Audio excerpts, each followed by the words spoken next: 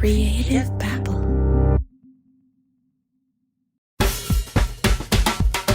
Do you love true crime podcasts but could do without the chatty banter? Are you intrigued by what's underneath our collective true crime obsession and want to hear field experts, authors, and content creators weigh in on the matter? Well, it might be time for you to kill the small talk and join the dialogue. I'm Rebecca Sebastian, host of Dialogue, a True Crime Conversation. It's a weekly podcast where I speak with fascinating guests from the true crime world and the criminal justice system. Together, we explore the genre itself and attempt to answer the why of true crime, and also the question, what are we even talking about when we talk about true crime? Join me every Wednesday for a new episode and a killer conversation. Dialogue is part of the Crawl Space Network and available wherever you listen.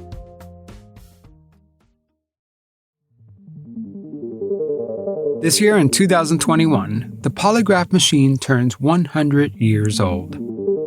Of course, man has been lying since the beginning of time. That's a lot of lying, and humans have tried all kinds of creative ways to find out if someone is telling the truth. The oldest technique is torture. In the Middle Ages, they would use boiling water on suspected liars. They believed that honest men would tolerate the pain better. Brutal, yes. Torture almost guarantees a confession, but the quality of those confessions are pretty unreliable. It wasn't until 1921 that a machine was created that could measure both blood and breathing. We call this the polygraph machine. It's much more gentle than pulling off someone's fingernails with pliers. But the question is, how accurate is it? The device has changed forms since its inception, but the basic technology essentially remains the same. Here's George Mashke from antipolygraph.org. There was an earlier device developed by William Moulton Marston, who later went on to pen Wonder Woman. Yes, the creator of Wonder Woman was one of the pioneers of the polygraph machine. In the comics, Wonder Woman wraps her lasso of truth tightly around the villain. But the purpose of the golden lasso was less about getting the truth out of someone and more about submission. If you ask George Mashke, the goal of the polygraph isn't much different. He says it's always been about gaining dominance over someone. You said that the creator of the lie detector test was phony and a crackpot. That was the FBI's opinion, and that's handwritten into his FBI file. The first lie detector test. It was basically a blood pressure cuff. There was no chart or recording, so there was no record that could be returned to after the test was over, just his notes while conducting the test. William Moulton Marston was a man of many talents. He not only invented the polygraph machine and created Wonder Woman, he also wrote ads for Gillette. The Gillette Razor Company made a series of advertisements in the 30s, where he claimed that he could tell that Gillette razor blades were better than competitors by charting their emotional responses of people as they shaved with Gillette blades versus competing blades. And he claimed that the lie detector showed that Gillette blades were best. And it was utter bullshit. It says now, lie detector charts emotional effects of shaving, yes. How emotional reactions to shaving reveal differences in razor blade quality.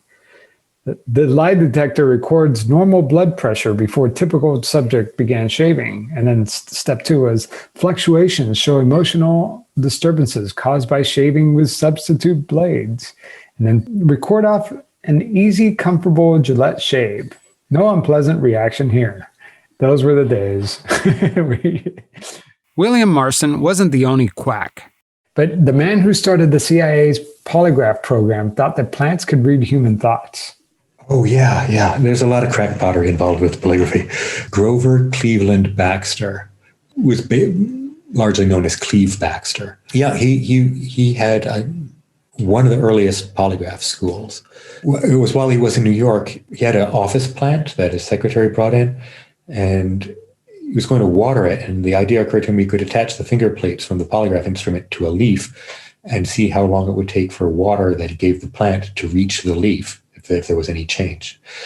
Somehow he came to believe that the plant could read his thoughts and intentions.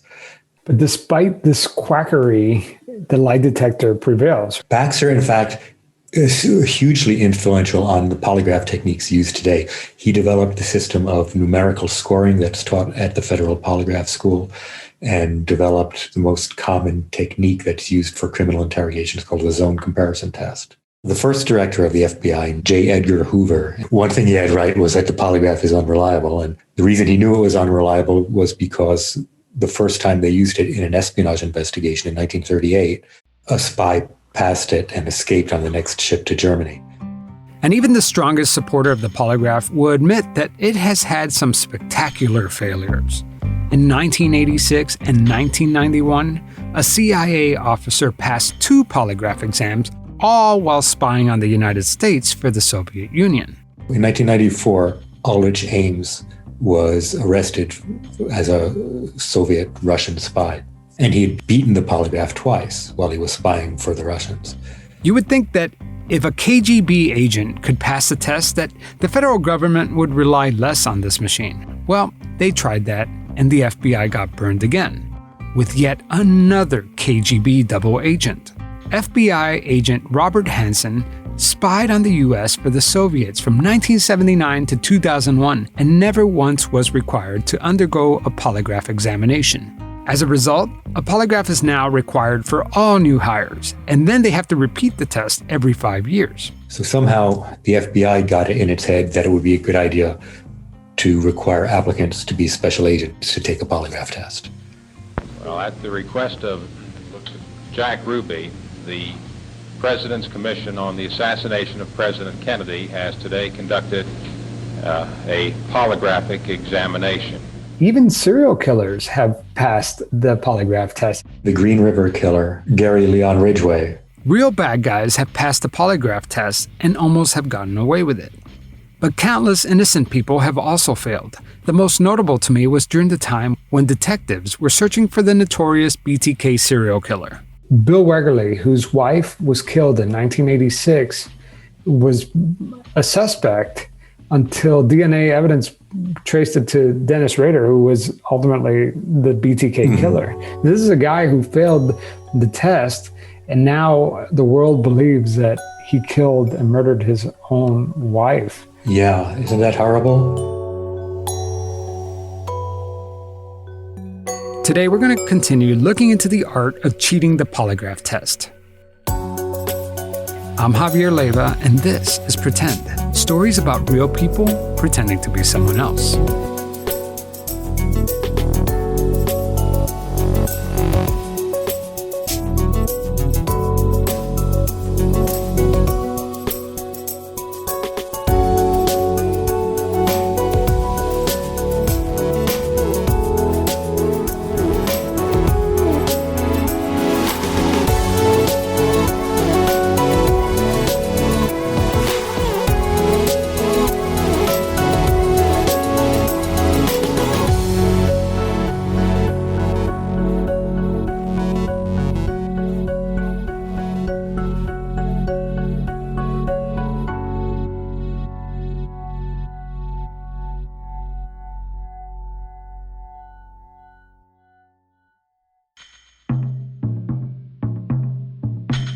In our last episode, you heard from Doug Williams, a former cop who administered polygraph tests for years. Polygraph in itself is a good tool. It's a good interrogation. Like I said before, there's a lot of thugs that need the shit scared out of them, and I'm proud to be one that'll scare the shit out of them. And I was damn good at it, and I still would be if I chose to do it again. So let that be said. Polygraph is good for certain circumstances. Doug Williams says that the polygraph test is an excellent interrogation device, but it's a horrible lie detector. I knew from the get-go it was a scam. Polygraph's only a lie detector if you think it's a lie detector. Then one day, Doug Williams decided to quit his job and devote the rest of his life to defeat the polygraph. And his new crusade against the lie detector landed him into some serious trouble. Today, Doug Williams is a 5-time convicted felon, all because he taught 2 undercover agents how to cheat the test. I had been doing this for 37 years, teaching people how to beat the fucking polygraph. 37 years. Till the government polygraph operators finally decided that I was doing something that they could not no longer. What they understood was that I was going to completely undermine their entire polygraph program and show what a fraud it was and put a $4 billion industry out of business. They set me up on bogus charges and threw me in prison. And for something that I had been doing for 37 years. When they put me in prison, though, that changed the dynamic for me. Before, it was me taking on an evil industry, just this generic group out there. Now, Tomshek, Schwartz, Ball, and their little puppy dog Robbins from the Department of Homeland Security, all three of which were polygraph operators, finally got themselves in a position of authority, and they abused their authority to throw me in prison. Well, that made it personal then. This is Special Agent Brian J. Luley with CBP Office of Internal Affairs. In the last episode, you heard audio from the undercover sting. But what you didn't hear was the reason why the undercover agent was there to begin with. Here's a clip from the tape. Doug Williams asked the agent to think of the scariest thing he could think of, a memory so bad that it would cause his heart to race. The agent took this opportunity to share some incriminating information. What scenario are you going to run through your mind that will elicit this response in your mind? What are you going to think of? I got two things. Well, okay, tell me what you're going to think of. Well, when I was a jailer, I smuggled cocaine in the jail. Okay. For an inmate. Let's don't think about that. What else? What's the other one? Well, when I came over to the road, I had to go to the high school to pick up a student because she was involved in drugs. Took her to the station, interviewed her, and on the way back, we kind of messed around. Yeah, we're not going to think about that one either. You've been in a gunfight. Are you afraid of falling? Do you have any children? This agent just confessed to smuggling drugs into a jail and having sex with an underage girl. How did Doug Williams react to this information? And why did he continue teaching this guy how to beat the test? Is this even ethical? Should Doug Williams have continued his training session? Or should he have just stopped right then and there? We're going to hear more of this tape later in the episode. But first, let's go back to the central question in this whole thing. Do polygraph tests even work? For that, I turned to an expert who uses this machine every single day. Have you been accused of cheating or lying, or do you believe someone has lied or cheated on you?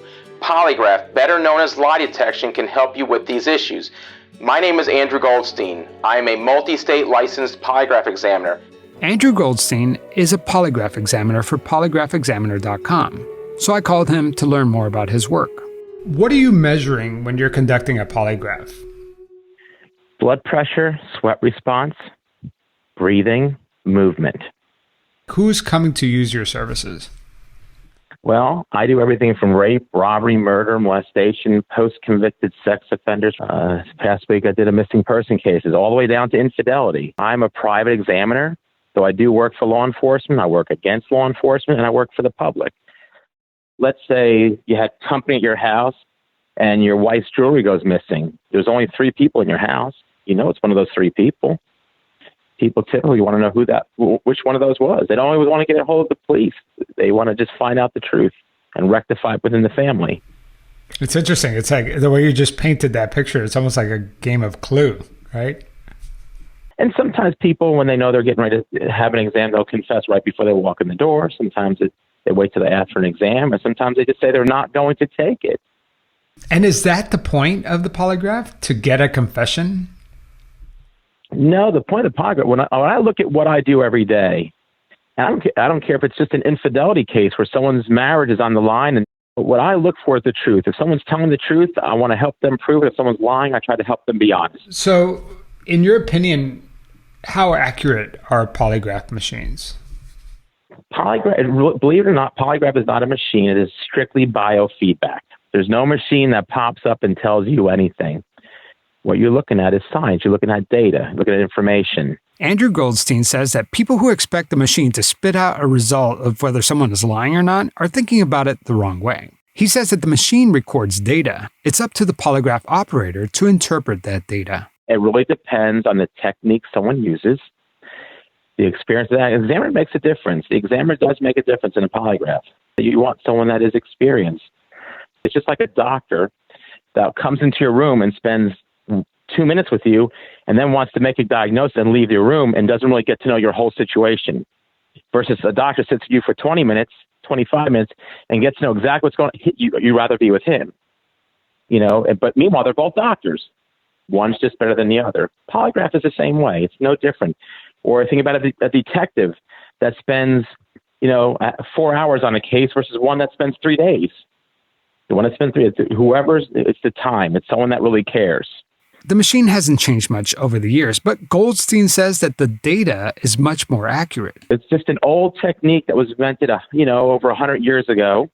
Polygraph has gotten better when it comes to accuracy, reliability, and validity.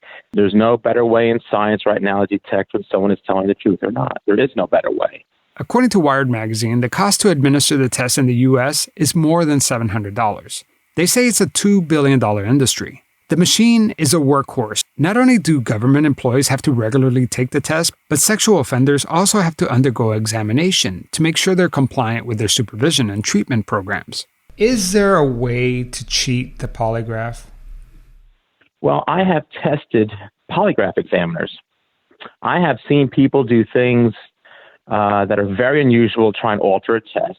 When most people that want to, what they call beat a polygraph test, alter it to where it's visibly noticeable what they're doing. You can see they're trying to beat this test.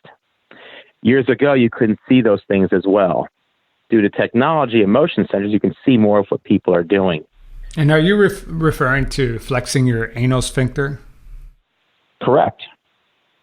There's people move their arms, they hold their breath, all the crazy things. But when you're watching biofeedback, you can see this happening. This is not something you can't say. It's not visible. You can physically see it. If they try to physically alter that test, I can show it to them. Why are you doing this? And I'll ask them, why are you doing this? This is not normal data. This is not normal physiological response for a body. I've spoken to people who claim that they could beat the polygraph by putting themselves in a state of hypnosis, almost like a trance, so that they could counteract the physiological responses. Well, this is the best way I can describe that to you, and I understand what you're saying. The best way of telling people that is if you drive down the street, okay, and you go 15 miles over the speed limit, and you go past a police officer, what could you psychologically do to yourself to make yourself not have a response knowing you're speeding past that police officer? What could you do? What could you think about? What kind of trance can you put yourself in not to realize that police officer is going to fly behind you and put his blue lights on? What could you think? What can you mentally think about? Think about the ocean. Think about something else. And all you're going to feel is your heart jumping out of your chest. Even though you can afford that ticket, it's the thought of getting caught. People have the fear of getting detected. The person that I talked to, I'm sure you're familiar with Doug Williams. Are you familiar with Doug Williams? Yeah. Sure. He's like, this is just a fancy billy club to get confessions out of people because a lie detector only works if you believe it. Well, people still have fear of getting detected, period. Okay? Now, there are people against the industry. There are people like that also make a living off of saying things like this. How they make a living. They sell books, videos, whatever they do. I try to ignore people like that because to me they have their own agenda. There's a lot of people like him out there. Everyone has their agenda, and that's his. He's had it for a long time. That's been his job. When I'm not looking for confessions, if someone's telling the truth, I want to help them prove it. The greatest cases I have are when I take someone who gets released from jail for not doing something they didn't do and then find the correct person. I use science.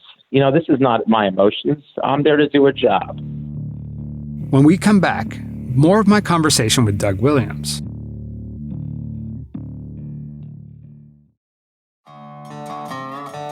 Doug Williams worked as a polygraph operator for the Oklahoma City Police Department. Then one day, he decided to quit. So you did this for 7 years, and you said it was bullshit from day one, but why did you do it that long? Well, I did it because it worked.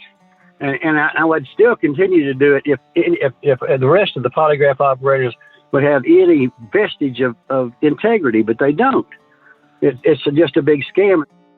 But I could justify what I did very easily because there's some guys that need the shit scared out of them. There's some guys, believe it or not, there's some badass motherfuckers like me that brace up badass motherfuckers that everybody else is scared to brace up. So they need fucking bracing up. There ain't no shit about that. And I didn't mind locking them motherfuckers up, and I didn't mind being more of a badass than they were. But let's don't do it to a 16-year-old kid who's applying for a job at a fucking drugstore. An article from the New York Times from 1986 states that during this time, 2 million Americans were required to take a polygraph test a year, and 50,000 were denied employment or promotion based on those results. You don't do it to kids trying to go in to get a job at a drugstore or 7-Eleven or something like that. Back in 1979, they were running millions of tests every year. You couldn't get a job as a bank clerk or anything else unless you took a polygraph to get it. But they don't use it anymore, right? Didn't Reagan pass a law against that? No, fucking Reagan didn't pass a law. Doug Williams passed the fucking law. Reagan was gonna veto that son of a bitch. No, Reagan didn't fucking pass anything. The law we're talking about is the Employee Polygraph Protection Act of 1988. The EPPA prevents employers from using a polygraph, with one exception: government employees. Doug Williams is working on changing that. He wants to make sure that government employees have the same protection as everyone else. If we're not going to outlaw use in the government like we do in the private sector, we should at least put some stringent requirements on it. The sentence simply said, none of this law applies to the United States federal government or any law enforcement agencies, blah, blah, blah. So they just do whatever they want to do. We need to get that sentence taken out and those restrictions put in. Let's get this down and get it out of the area of witchcraft and get it into some sort of a way where we can calibrate and see what's going on here. Doing that would make them jump through so many hoops they wouldn't use it like they do now, just every damn time for every applicant, for everything, every internal investigation, because it's so easy to turn to it.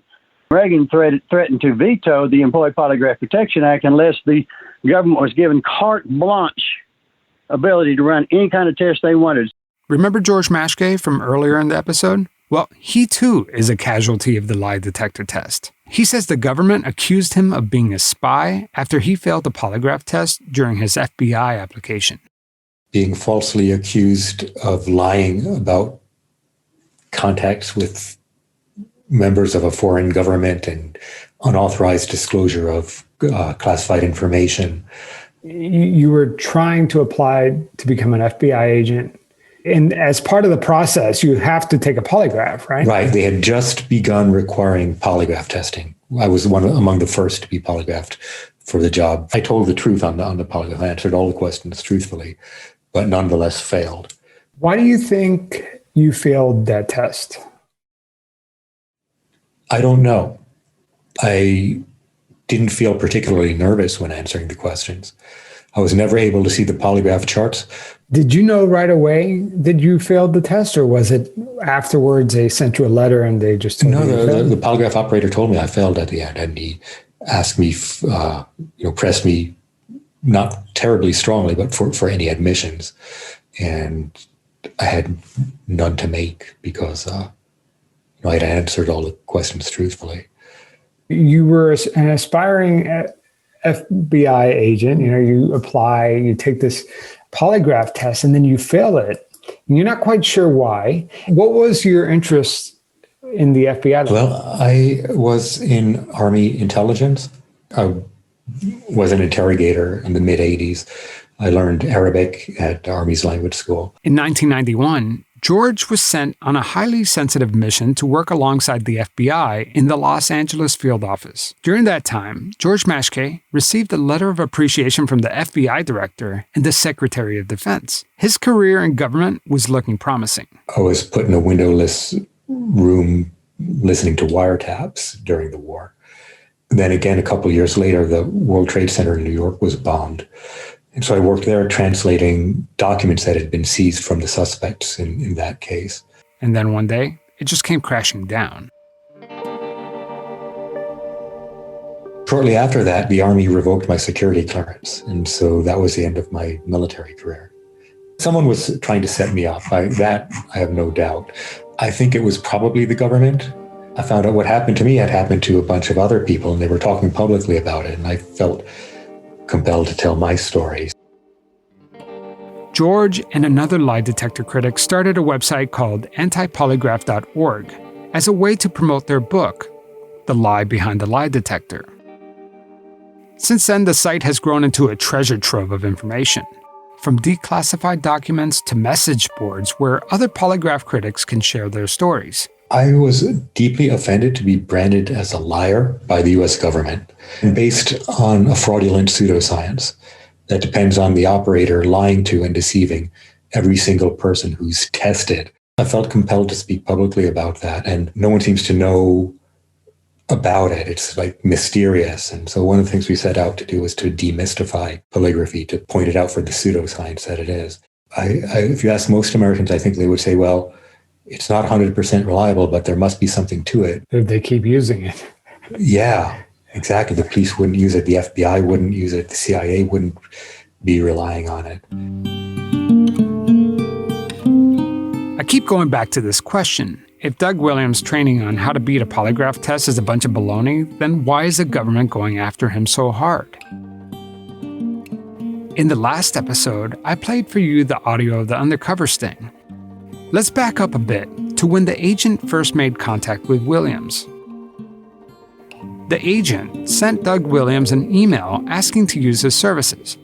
They go back and forth a few times. Doug Williams could tell that something wasn't right. He wrote back and said, "Frankly, Javier," oh, by the way, the undercover agent's name is also Javier. Doug Williams wrote, "Frankly, Javier, I smell a rat." He wrote this in all caps. Williams goes on to write, again in all caps, "It looks like you're setting me up. Do not send the money. Do not make the reservations. I'm not going to help you." He begged me. He kept begging me 21 different times on 3 different phone calls to come train him to pass the polygraph test because he was under investigation for looking the other way when somebody brought in cocaine. And I told him, no, I was not going to fucking do that. But somehow, somewhere in between all the back and forth conversation, Doug Williams changed his mind. Then, after me telling him no 21 times, the tape was stopped, and the guy who was giving the testimony for the government said, Doug Williams called him back and made an appointment for training the very next day, neglecting to say that we have deleted the part of the tape where the guy says, wait a minute, I already told him I did that. They already know I did that. I just don't want to be accused of something I didn't do. By the way, I don't have the phone recordings, but essentially Williams says that the agent wasn't going to deny his illegal actions. He just didn't want to be falsely accused for other crimes. But according to Williams, the government left out this little piece of evidence that would clear him from any wrongdoing. That one exculpatory statement there at the end was suspiciously missing, and I really don't sound very good on there. So it was a deliberate distortion of the evidence by the United States federal government to present a picture that was not true about me. And didn't you write him an email that says, Javier, I smell a rat? Yeah, but that's when he assured me that, no, I've already told that. They left that part out. 4 months later, this other agent comes to you, and he says that he's being served search warrants for his office and his home. It was like I was talking to a mental patient. It never didn't make any sense. He first came in and he had this big old fucking backpack, and he kept rearranging it in the corner and all that. I thought, what the fuck's this guy doing? It's a little old 8x10 office in there. And I said, man, just leave your shit over there. Well, I've come to find out he was setting these camera and his recording devices and all that up in there. But anyway. Let's listen to the secret audio recording again from the undercover sting. The agent paid for one-on-one training with Doug Williams. When the agent arrives, Doug runs through his spiel. All right. Mm-hmm. Now, two things about the polygraph. First, and most important, it's an interrogation. My big fear is them asking me about the drug question. Please help me. Brian, shut the fuck up about worrying about stuff. Doug, listen to me. Get you past your worry. Okay. Get you past your fear. Get you in control of the test. But if you got to pay attention to what I'm doing, you keep jumping ahead. I've already told you 3 times, quit bringing up negative shit, because I'm fixing to put it all positive, okay? I'll put you in control. And I don't give a damn if you're the biggest heroin dealer in the fucking United States. It doesn't matter to me as long as you label it as a relevant question before you answer it, okay? close your eyes. Just close your eyes and relax. Just close your eyes and relax. And then, apropos of nothing, the agent brings up having sex with a 14-year-old again. When I sold the cocaine to this girl in the jail, the inmate, when she got out, I started having sex with her. He said, I've done a few things, but I just don't want it to get back to the sheriff. If I tell them that I sold drugs in the jail when I was a jailer, Why would you do that anyway? I mean, I'm certainly not going to tell them I got a blowjob from a 14-year-old girl. Why would you ever say something like that? Anybody's going to do that. The agent told Williams that not only did he smuggle in drugs inside the jail, but he also had oral sex with a 14-year-old girl. Remember, this is all a lie. It's all part of the setup. That's what are you talking about?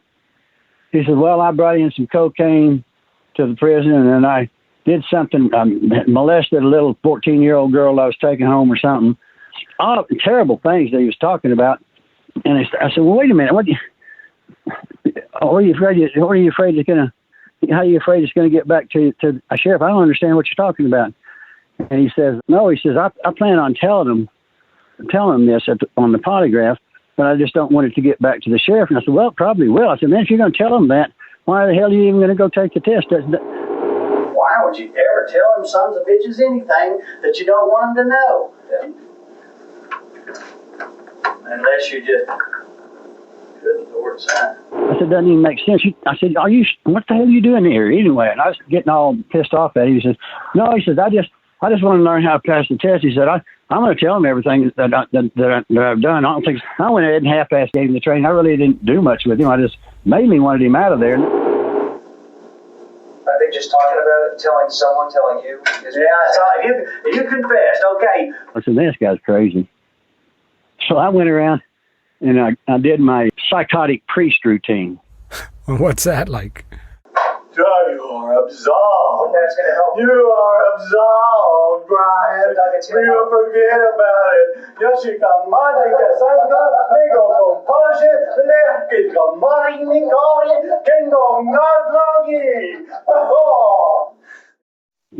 I get around, get right in front of his face, and I start going through the Holy Latin Mass. Lick my index finger and put the sign of the cross on his forehead. Nothing about this session was typical. Something was up. After a few interruptions, Doug Williams was able to complete his training, and the agent was actually able to fool the polygraph. You got any more silly questions? You want to go catch your plane? Thanks so much.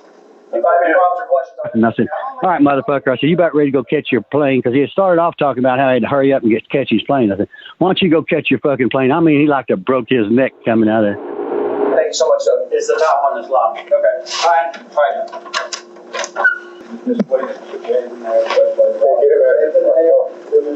As soon as he busted through the door, five, count them, in bulletproof vests, and come in, slammed me up against the wall, grabbed my pistol, cut my cell phone, handcuffed me. I mean, so damn tight it blocked off the circulation.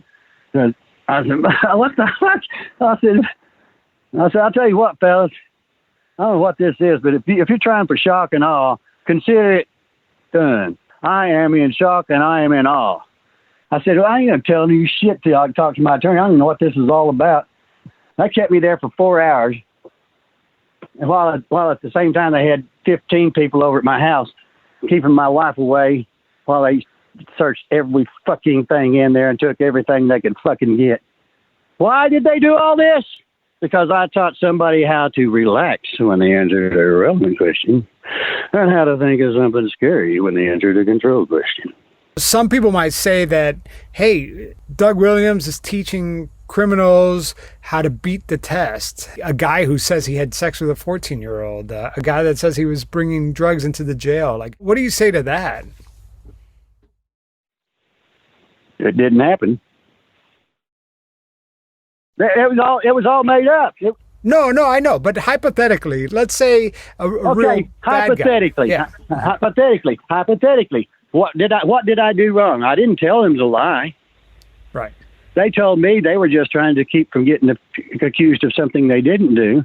The other guy told me he was going to confess to those very things on the polygraph. So what was my responsibility there? He's already said he's going to confess when he takes the polygraph. So tell me what I did wrong. Seriously, tell me what I fucking did wrong. I guess your critics would say, oh, well, you're teaching people how to beat this test. No, see what? No, the critics should say, well, the government lied by saying that he was doing that because he wasn't. If you'll listen to the tapes, I got every damn one of them. I defy you to listen to those tapes and read that investigative report and find out where I committed even one felony crime, let alone 5. We have a Fifth Amendment right to not give evidence against ourselves, don't we? Right. To not incriminate yourself. Well, what is the polygraph recording? It's recording your blood pressure, your pulse rate, and your respiration, your sweat activity on your hands. That's what it records. We also know that if you have the ability to control every one of those tracings to present the best evidence you can so as not to incriminate yourself, don't you think you have a duty to yourself to do just that? In Doug Williams' eyes, he did nothing wrong. He was just exposing a magic trick that the government has been using for 100 years in order to fool people into confessing. Me telling everyone that there really isn't a Wizard of Oz, it's just the little man behind the curtain, is somehow wrong. George Mashke from antipolygraph.org says that the government is trying so hard to keep the genie in the box. They're worried what will happen if people realize how easy it is to fool the machine.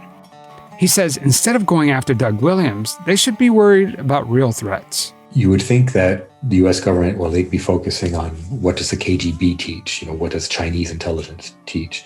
What did the East Germans teach? No.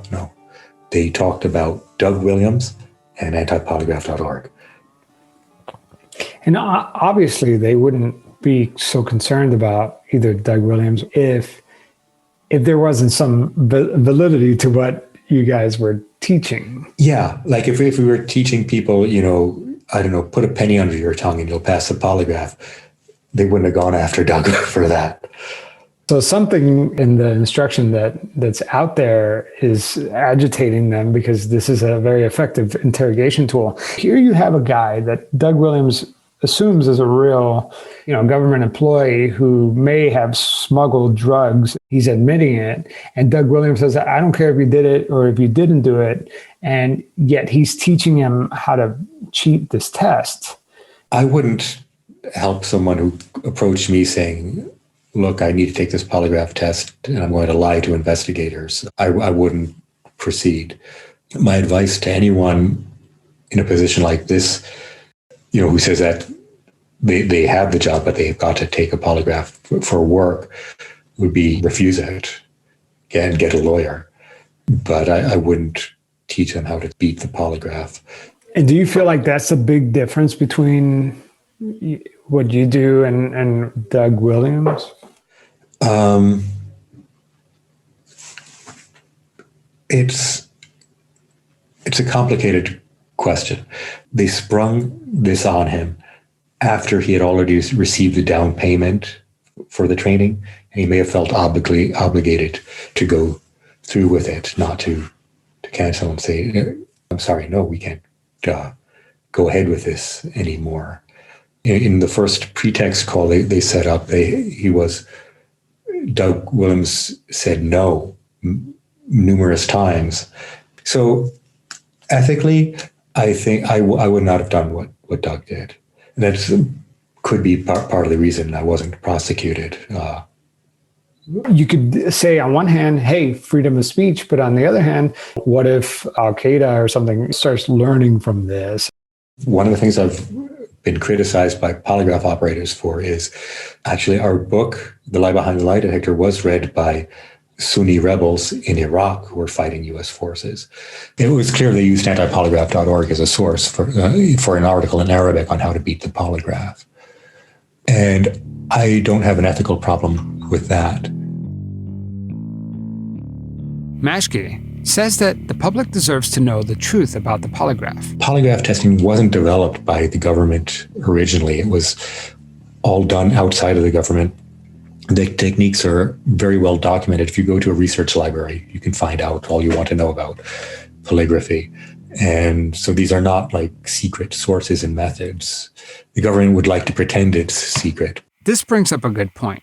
Is Doug Williams' training considered free speech? Some would argue that it's not. It's a crime to knowingly help someone lie to a federal agent. Training someone to lie is different in the eyes of the Constitution than writing a manual or posting it online. Here's what I find very troubling from a free speech First Amendment point of view about the prosecution of Doug Williams. The government, in fact, the government's polygraph operators, organized this sting operation against him because they wanted to shut him up. They weren't happy that he was teaching people how to beat a polygraph test. As he told me, he never had a client or customer come up to him, tell him that he was committing some crime and trying to beat the system. People don't do that. Only these undercover agents did that because they were trying to entrap him, because they wanted to shut him up. In prison, that must have been awful because you worked at the White House Situation Room. You've been at the highest levels of government, and then now you're in prison. What was that like? They put me in on Halloween. So it was trick or treat. I go up there and they take me in and strip you down, do all that shit, and give you your fucking North Korean army uniform. This is what it looked like. First thing came to my mind is Hotel California. You can check out anytime you like, but you can never fucking leave. So let's face it, if Doug Williams is right, the real argument isn't whether the machine can tell if someone's lying. He says the government isn't looking for the truth. They just want confessions. The two of these things don't always go hand in hand, and that's what they're desperately trying to protect. Let's talk about that as an interrogation tool, because a lot of law enforcement agencies have gotten confessions. Right. Yeah, and that's, I think, the key reason why government use of it persists, because of the value of those confessions. If a suspect confesses, then they're very likely to plead guilty as well, which saves investigative resources. It can save the expense of a trial.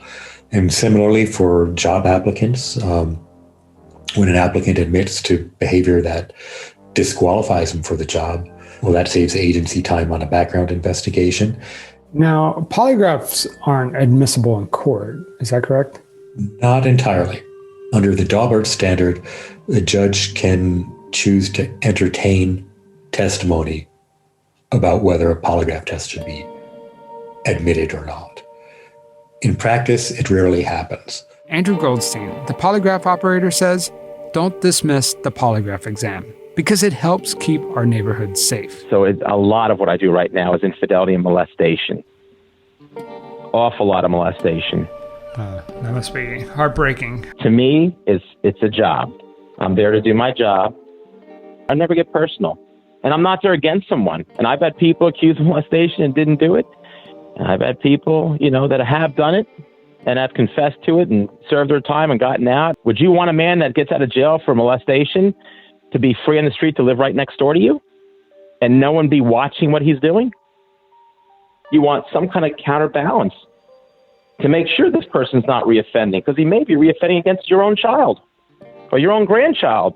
So what say you? What is your argument for or against the polygraph? Have you ever taken the test? Did you fail? Did you pass? If so, send me your story. I'm curious about your experience. But for now, let's give Doug Williams the last word. How does he plan to focus his time now that he's out of prison? I'm now going up with some class action lawsuits with some very powerful attorneys, and we're going to take them fucking polygraph industry down, particularly at the federal government level, because they're perpetrating a fraud and they're hurting people. I'm going to bring down a $4 billion industry, and I would be very surprised if I lived to talk about it, but so far, so good. It's just like the old boy said when he jumped off the top of the Empire State Building. He passed the 12th floor, and somebody hollered at him and said, "How you doing, man?" He says, "Well, hell, so far, so good."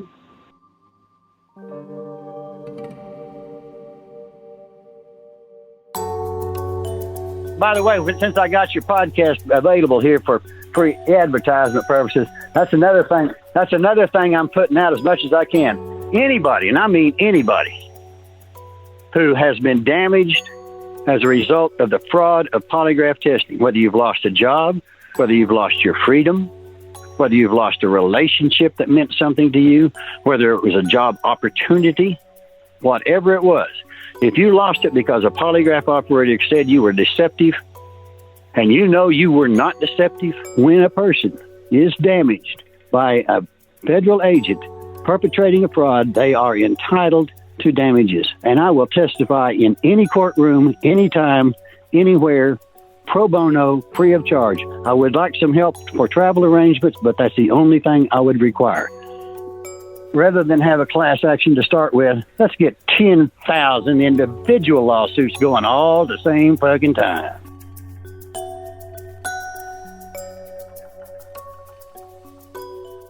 I reached out to Doug Williams just to see what he thought about the episode, but he never returned any of my emails. Then I learned, just days after part 1 of this series aired, that Doug Williams passed away from a medical illness. He was 75. Doug Williams lived an extraordinary life, from his work inside the White House Situation Room to his career as a polygraph examiner for the Oklahoma City Police Department. But perhaps he'll always be remembered for his crusade against the polygraph industry. He was instrumental in the passing of the Employee Polygraph Protection Act of 1988, and he educated countless people on the flaws of the polygraph machine. He died a 5-time felon for what he believed was his calling. You know, I had one listener reach out and tell me that they agreed with Doug Williams. The polygraph machine is flawed, and many innocent people have lost their jobs or freedom because of it. But this listener did not like the messenger. She found his style brash and overbearing. But maybe that was the whole point. Would anybody listen if he quietly challenged the industry?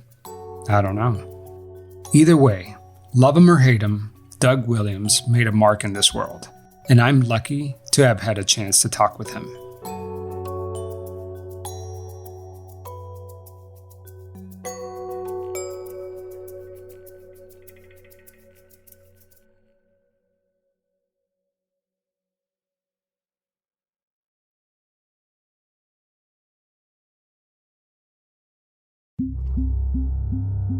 Creative Babble.